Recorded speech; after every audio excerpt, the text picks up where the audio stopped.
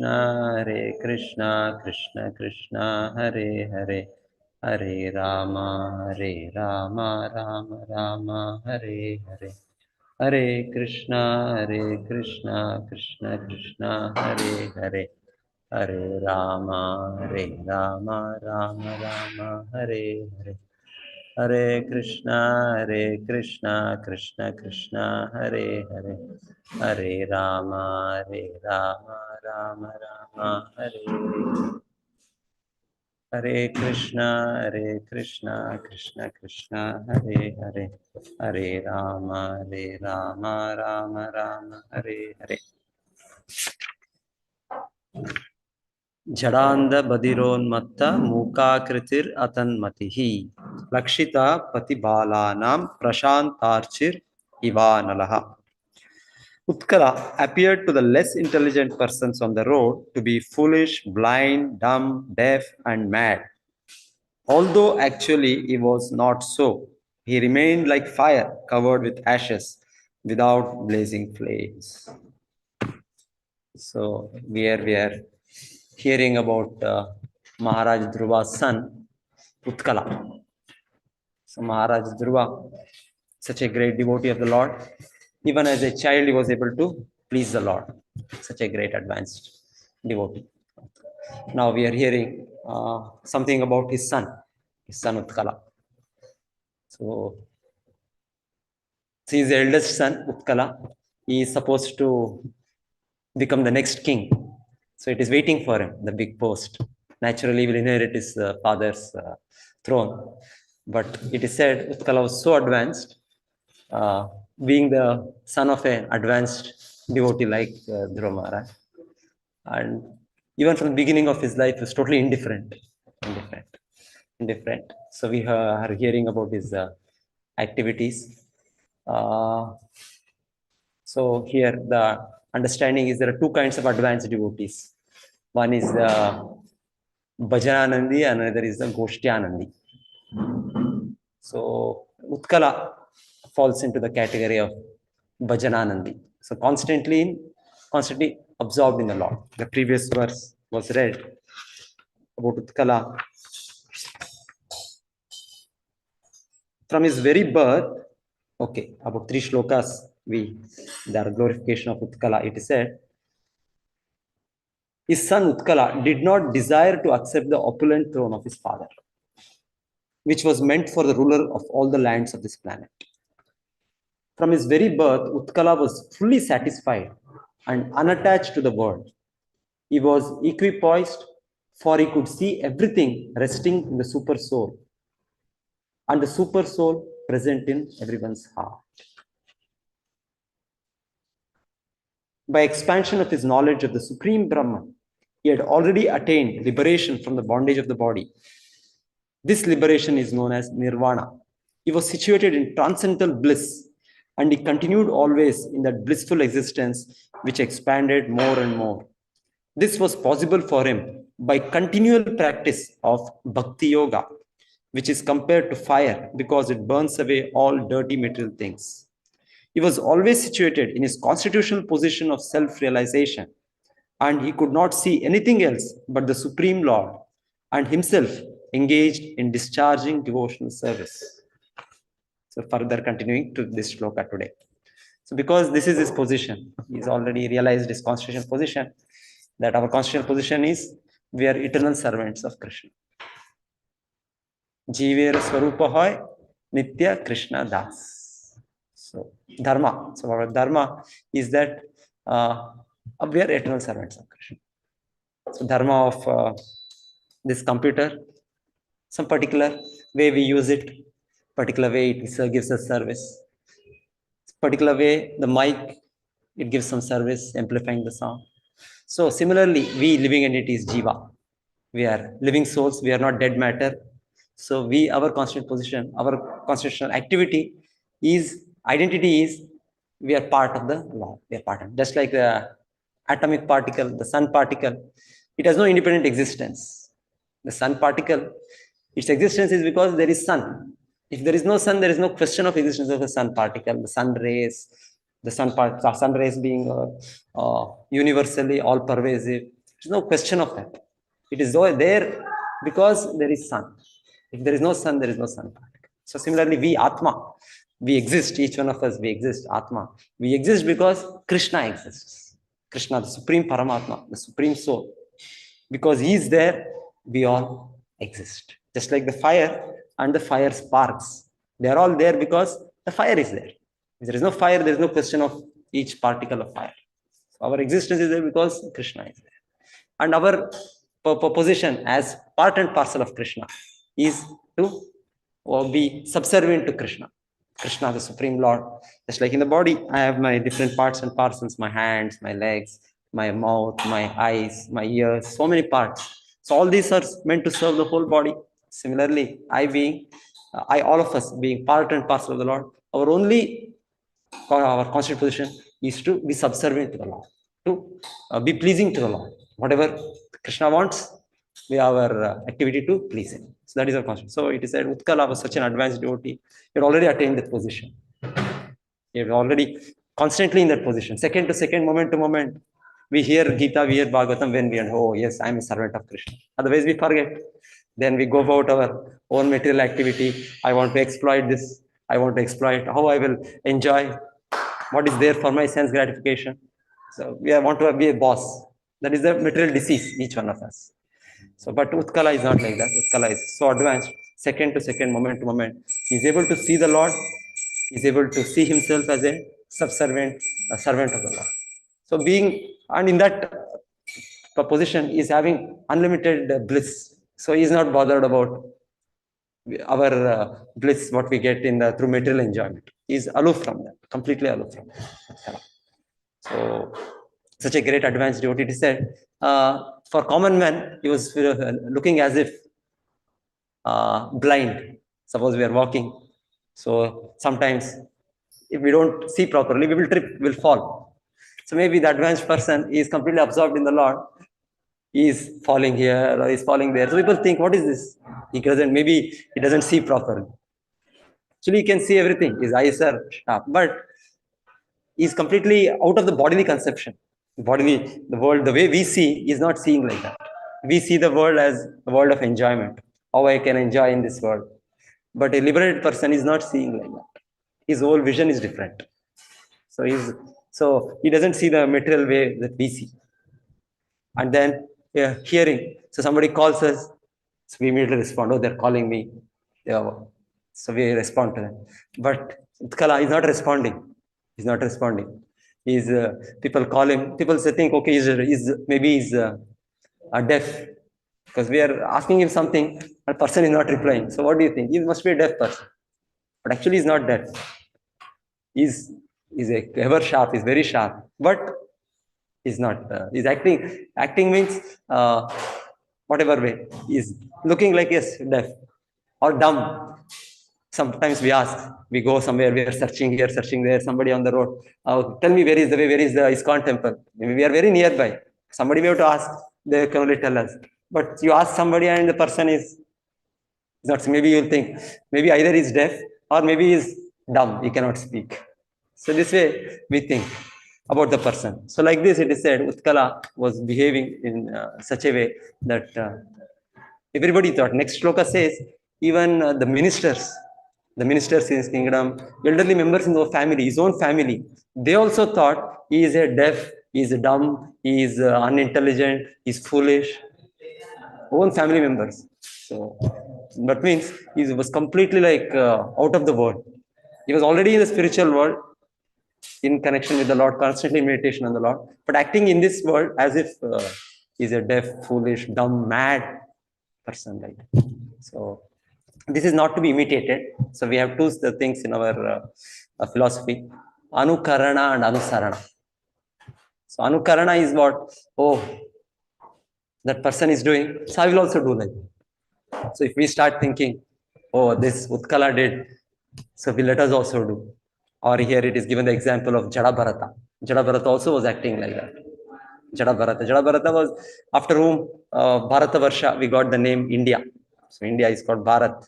It is because of this Bharat Maharaj, so great ruler, so Rajarshi. So because of him, the name itself became Bharata Varsha. But when he due to some circumstantial reason, he had to accept the body of a deer. We hear that in the Bhagavatam. We hear of Bharat Maharaj, such an advanced devotee, developed little affection for a deer. So little affection. Deer. Actually, one way it was not his fault. He felt compassion out of any gentlemanly behavior. He felt compassion for a deer cub, and he started taking care. But start taking care, became so absorbed. It is said his meditation on the Lord lessened, his devotional service lessened, and finally, moment of death, we have to remember Krishna. Ante Narayana Smriti, that is the goal of life. Yam yam vapi smaran bhavam, tyajatyante kalevaram, tam tam evaiti konteya, sada tad bhava bhavita. So whatever we remember, the moment of death, that next we will get. So antakale cha mameva smaran muktva kalevaram. So Krishna says, antakala cha mameva smaran muktva kalevaram. So you give up the body. Mam eva, you remember me alone. Each chapter very clearly Krishna says, don't get distracted to thinking of this, thinking of that. You have to think of me only. So we remember Krishna at the moment of death, then only we can go to Krishna. So Bharat Maharaj, though he was practiced, he was so advanced, some little mishap, he fell down. And so much so, just to keep it as a lesson for all of us, maybe Krishna arranged that you will become a deer. Generally, it does not happen, but just so that we are also careful. So just to keep a lesson for all of us and different Krishna's plans, he became a deer, but not an ordinary deer. Even in a deer body, we hear Bharat Maharaj had full remembrance of his previous life and how he fell down from the body of a great king, and now he is a animal in the animal body. Kept himself aloof. Immediately went back to the same place where previous life he was doing tapasya. Bharat Maharaj. He went back there, and they are eating some fruits and hearing Bhagavatam, whatever the Krishna Katha was going on from the sages there. Was ready, was getting himself ready. But then, as the general policy, we do not go back to Godhead in animal body. We can go back, there are instances, but Krishna took the standard path only for Bharat Maharaj, and Bharat Maharaj got the next birth in the Brahmana family, very pious family. So wherein from beginning the whole culture is there, whole traditions are there. So even if a pious family. But even then, even in that pious family, such a nice birth, Bharat Maharaj did not want to take another chance. He's like now so much careful. It is like even it may be a good birth, even it may be a pious family, he's acting like a madman, dumb man. It's exactly like what we hear Utkala. Who is Utkala's father? Utkala's father is Dhruva Maharaj, such a great personality, Mahabhagavata. Naturally, his family will also be his mother, all will be of that level. Still, Utkala is acting as if deaf, as if blind, as if dumb. He's having already a great association there. Even there, Dhruva Maharaj is from the beginning of his life, he's thinking about the Lord only. On the behalf of the Sri Radha Govinda ki jai, Sri Gaur ki jai, Srila Prabhupada ki jai. So he's acting, he's already got a very nice opportunity to serve the Lord. His father, his mother, his whole thing. So, but still he is kept himself very aloof, as if dumb, as if blind, as if. So we cannot imitate these personalities. So we have to only appreciate their great position, and then seek their blessing, seek their mercy, and then follow the instructions. We follow the instructions. So we cannot imitate. So we hear the instance when Bharat Maharaj's father, Rishabhadeva was the incarnation of the Lord. We have the Bhagavatam, his history. So the Rishabhadeva, Vishnu, Narayana incarnation, Krishna incarnation. So he also at the end of his life behaved like this. Became Avaduta. This is what we call Avaduta, not the normal course. So he was also not dressed, the whole body, all hairs, and lying in a dirty place. So we hear like that. But hearing about him, there was one king called Maharaj Harhat. It is said he introduced a deviant form of dharma. Harhat. Oh, it's a very great advanced person behaving like that. So that became a policy wherein the practitioners, sadhakas, we are not liberated persons, we are not Mahabhagavatas, Paramahamsas. We are just trying to start our spiritual life, trying to take small steps. So we cannot imitate what they are doing. What such advanced people who are completely out of bodily conception or completely beyond the modes or acting. So he introduced such kind of a practice wherein they will imitate such Paramahamsas. They will not dress. They will take up so much bodily tapasya like that, artificially pulling out hairs or so many things. This is not recommended. What is recommended, we have to follow. So we have to follow what is in the Shastra. Shastra says, for Kali Yuga, Harer Nama, Harer Nama iva kevalam. Kalo nasteva gatiranya. Very emphatically, the Shastra has said. Only chanting the name of Lord Hari. Only chanting name of Lord Hari. And 3 times. Stressing. And stressing, no other way, no other way, no other way. Because we may think, oh, that's holy person is saying this, or this Purana is saying this is saying this. We may have some doubt. But very emphatically, Shastra says, Kali Yuga, there is no other way, there is no other way. Some other methods may give us some kind of a mental peace, some kind of these things, health betterment. But if we want the actual spiritual advancement, wherein we can go back to Godhead. That is our home, going back to Godhead. So if we have to go back there, we have to take we have to pay the price. Small price. It is said we have not to pay big price. Already the cost, there's a big discount what is given to us. Just we have to chant Hare Krishna, Krishna Krishna, Hare Hare, Hare Rama, Rama Rama. So incessantly we should practice chanting. So this alone will suffice for us to go back to God. We have even advanced devotees. Haridas Thakur, he was chanting Hare Krishna Maha Mantra 192 rounds. Practically a whole 24 hours. He was born in a Mohammedan family by the arrangement of the Lord. But such an advanced devotee, every day, not one day, every day, 192 malas. One mala takes 7 minutes or 6 minutes if we are practiced very fast.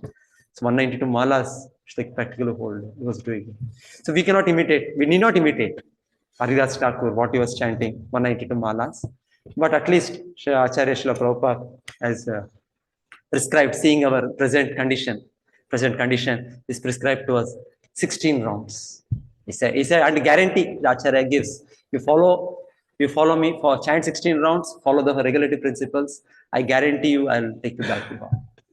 So on behalf of him, our gurus, so many his disciples, they are also taking us to follow this practice, the standard practice. Not that we have to imagine, we have to concoct. No, there is nothing to be imagined, concocted. Whatever standard is set by the acharyas, whatever standard set by the shastras. So just we have to follow that.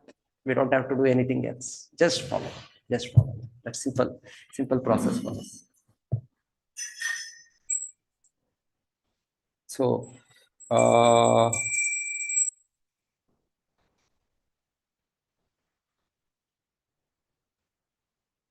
all practical purposes, the whole world is full of non-devotees. And so, one kind of very advanced devotee is called Bhajananandi.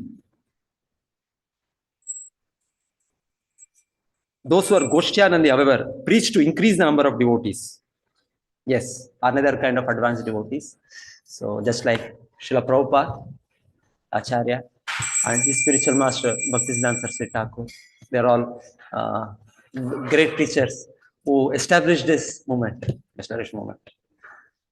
And this guru is, we have 2 Babajis in our Guru Parampara. In the altar, we see Bhaktisiddhanta Saraswati Thakur's guru, Gaura Das Babaji. He was again a Babaji. They are called Babaji. They are not preaching, but they are just sitting and remembering the Lord. They have achieved such a perfection. Anywhere they are, they can just sit and we hear Gaura Das Babaji was generally sitting in a very dirty place where there is public toilet somewhere nearby. That's where he used to sit down. And people will naturally think, hey, what is this person? Some sitting near a dirty place, so unclean. Naturally, we will think, and we will not go there. But he was so advanced devotee, And somebody asks Prabhupada's guru, Bhaktisiddhanta Saraswati Thakur, what about your guru? You are better, you are preaching like that. He said, no, he is actually the powerhouse, my guru, and I am just a wire taking the power from the powerhouse. So just by their chanting, it is said, they purify the whole universe, such advanced devotees. So his father, Gaur Kishore Das Babaji, was like that. But Bhaktisiddhanta Saraswati Thakur, he also, before he actually launched the movement, it is said, he was chanting 10 Shatakoti Nama, some vow he took up and severely practiced in Mayapur. When we visit Gaudiya Math, we can see, now we see the big building and all that. Nothing, just some kutir, some thatched roof, something. And in the rains, used to chant. Maybe, I don't know, it's leaking and kept maybe an umbrella, whatever. In that difficult thing, he did that. And at the end of whatever, the Shatakoti Nama, whatever he did for a few years, it is said, all the great previous Acharyas, the Lord Chaitanya himself, all of them, they all came and they said, you go now. You go and start preaching. We will give you everything. You'll get men, you'll get money, whatever is required, you'll get. That was how Bhaktisiddhanta Saraswati Thakur, Prabhupada's guru, they started the movement. On the order of the previous acharyas, then he launched the movement. So then he was chanting, he said he was called like a Simha Guru, Lion Acharya. Whatever is different from the pure devout service, he used to immediately expose that. And people were so, even other spiritualists who are not in the line of pure devout service, they're so afraid of him, they will not walk in front of him. Suppose Bhaktisiddhanta Saraswati Thakur is coming this way on the one side of the road, they will not want to face him.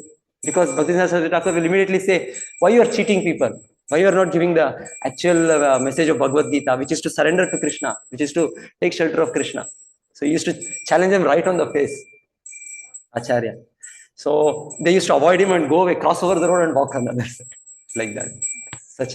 He took such a role, Acharya, Bhaktisiddhanta Saraswati Thakur. They're called Goshtyanandi, the preaching spirit. Acharya.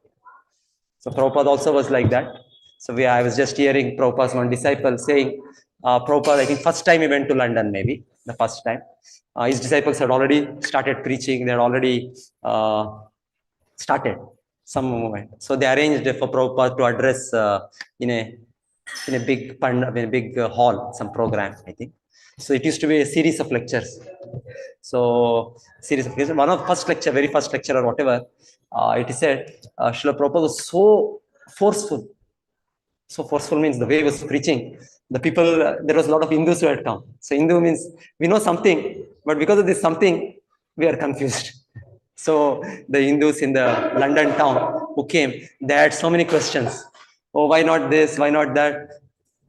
But Prabhupada was just focusing on pure devotional is Krishna. And it was such a way, somebody said something. Prabhupada said, you just sit down. It was so forceful. Prabhupada was like, you do not know, you sit down.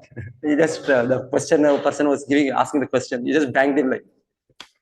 So then Prabhupada, next day again he has to go for the lecture. So the disciple is there, Prabhupada's disciple, is giving him, Prabhupada giving some massage, whatever, Prabhupada is already old. So giving some service, bodily service. He's giving some bodily service. Prabhupada's disciple. Then he was also reminding Prabhupada about the previous day lecture where Prabhupada was so forceful and so hitting out at the opposing elements. So is Nirvishesha Shunyavadi. Our prayer to Prabhupada is Nirvishesha Shunyavadi Paschatya Deshatari.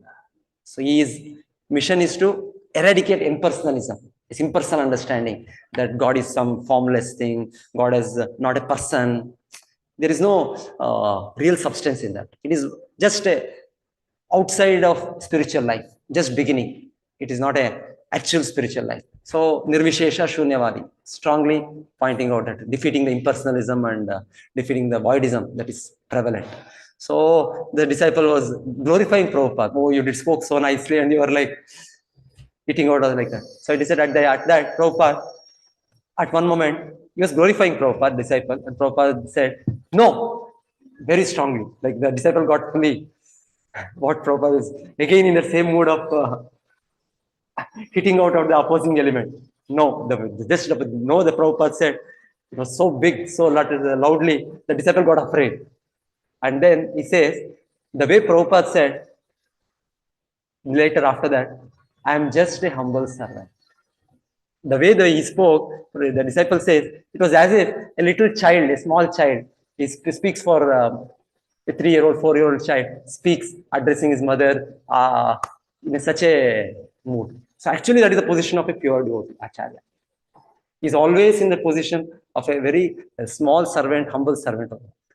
But for Krishna, he doesn't mind to be fierce in his preaching. And so he said he actually felt that. But when we cannot have that dual mood. Either when we become angry, we are angry at person.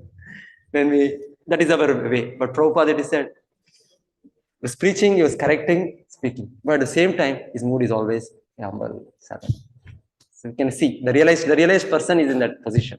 So it cannot be imitated. We just have to follow the great acharyas, what they give us. We just follow them.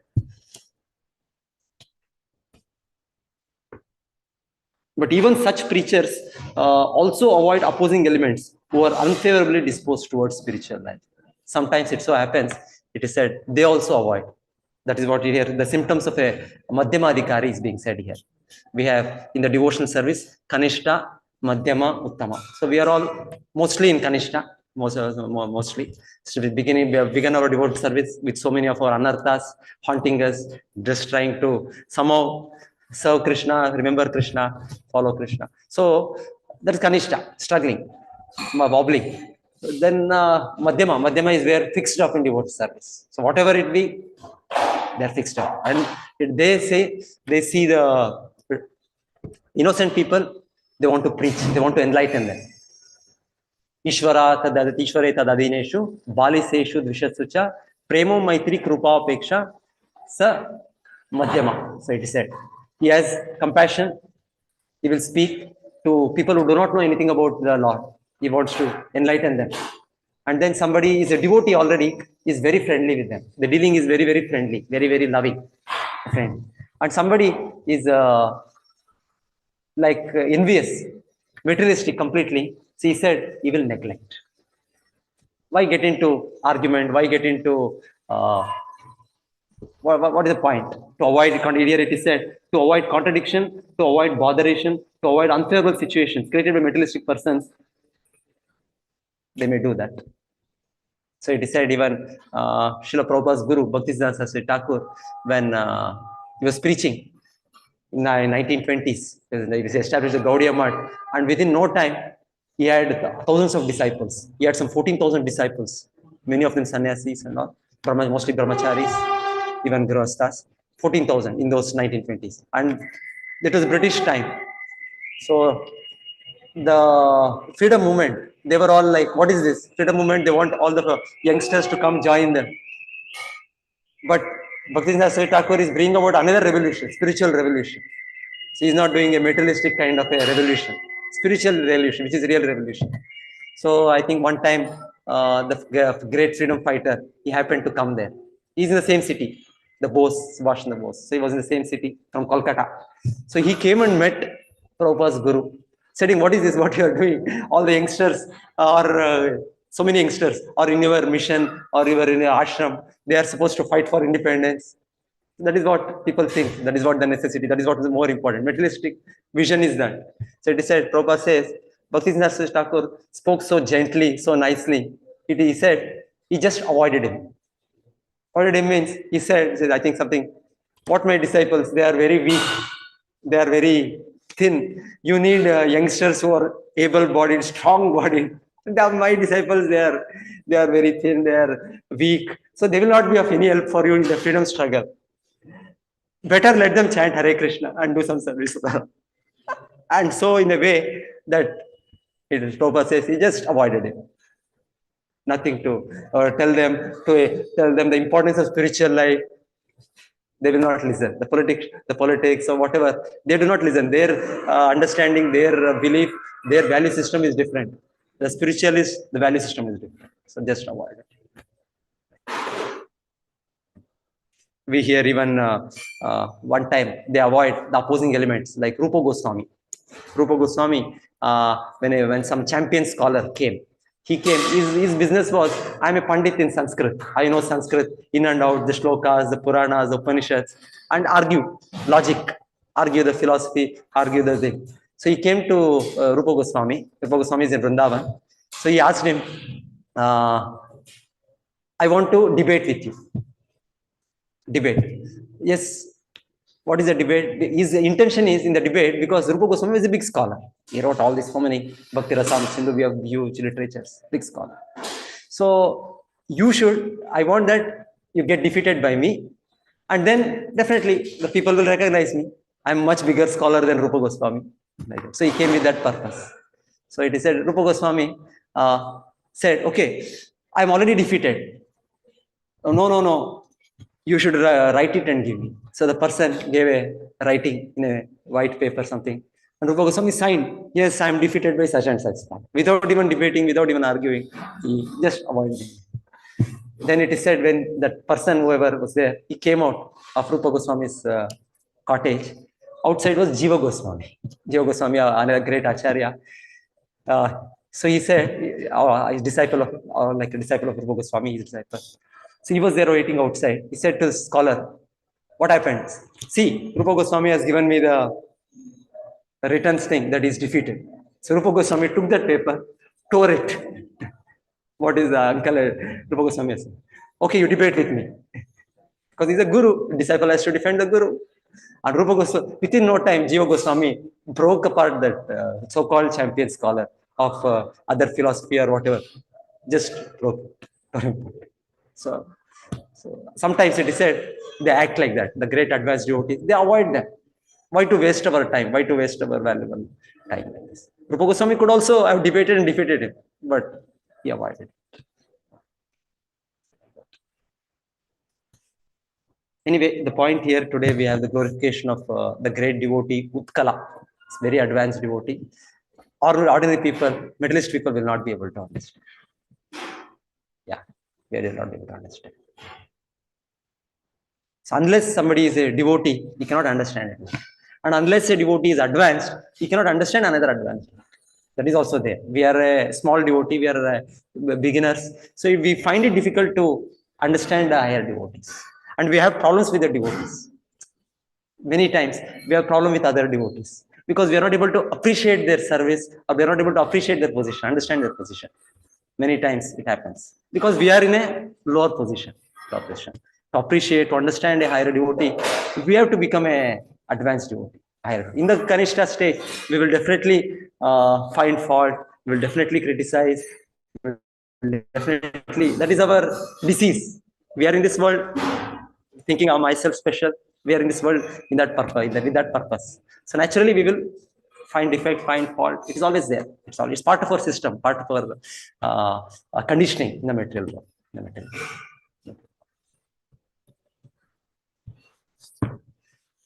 Okay. Hare Krishna. Anything any devotees want to add on this?